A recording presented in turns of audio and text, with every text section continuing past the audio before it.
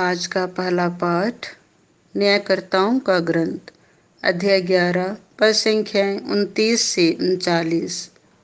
जो पहला व्यक्ति मेरे घर से निकलेगा मैं उसे प्रभु को बलि के रूप में चढ़ाऊंगा। उस समय प्रभु के आत्मा ने यिप्तह को प्रेरित किया। यिप्तह गिलआद और मनासे को पार कर गिलआद के मिस्पा नामक स्थान पहुंचा और वहां से अम्मोनियों के यहाँ आया। यिप्तह ने यह कहते हुए प्रभु के सामने यह मन्नत मानी, यदि तू अम्मोनियों को मेरे हवाले कर देगा और मैं सकुशल लौटूंगा, तो जो पहला व्यक्ति मेरी अगवानी करने मेरे घर से निकलेगा वह प्रभु का होगा और मैं उसकी होम बलि चढ़ाऊंगा।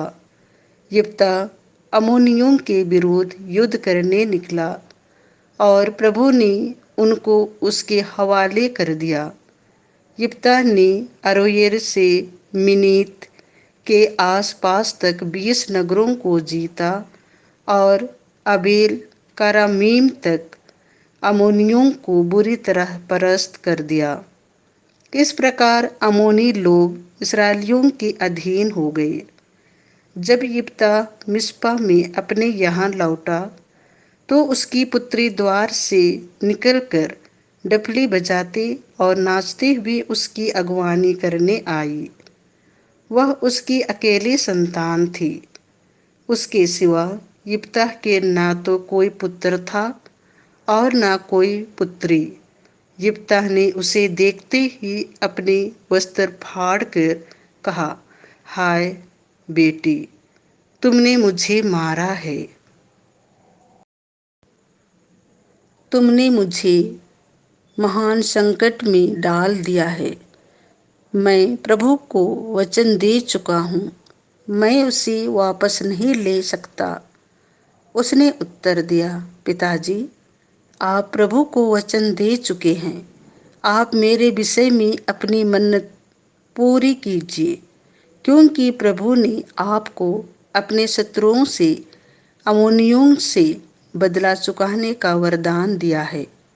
इसके बाद उसने अपने पिता से कहा, एक निवेदन है, मुझे 2 महीने का समय दीजिए, जिससे मैं पहाड़ पर जाकर अपनी सखियों के साथ अपने कुंवारेपन का शोक मनाऊं। उसने उत्तर दिया, जाओ, और उसे 2 महीनों के लिए जाने दिया। वह अपनी सखियों के साथ चली गई और उसने पहाड़ पर अपने कुंवारेपन का शोक मनाया। वह 2 महीने के बाद अपने पिता के यहाँ लौटी और उसने उसके विषय में अपनी मन्नत पूरी कर दी। यह प्रभु की वाणी है। संत मत्ती के अनुसार पवित्र सुसमाचार अध्याय 22 पद संख्या 1 से 14। जितने भी लोग मिल जाएं, सबको विवाह भोज में बुला लाओ। यीशु महायाजकों और जनता के नेताओं को फिर दृष्टांत सुनाने लगे। उन्होंने कहा, स्वर्ग का राज्य उस राजा के सादृश है जिसने अपने पुत्र के विवाह में भोज दिया। उसने आमंत्रित लोगों को बुला लाने के लिए अपने सेवकों को भेजा, लेकिन वे आना नहीं चाहते थे। राजा ने फिर दूसरे सेवकों को यह कहकर भेजा, अतिथियों से कह दो, देखिए, मैंने अपने भोज की तैयारी कर ली है। मेरे बैल और मोटे मोटे जानवर मारे जा चुके हैं। सब कुछ तैयार है, विवाह भोज में पधारिए। अतिथियों ने इसकी परवाह नहीं की। कोई अपने खेत की ओर चला गया तो कोई अपना व्यापार देखने। दूसरे अतिथियों ने राजा के सेवकों को पकड़कर उनका अपमान किया और उन्हें मार डाला। राजा को बहुत क्रोध हुआ। उसने अपनी सेना भेजकर उन हत्यारों का सर्वनाश किया और उनका नगर जला दिया।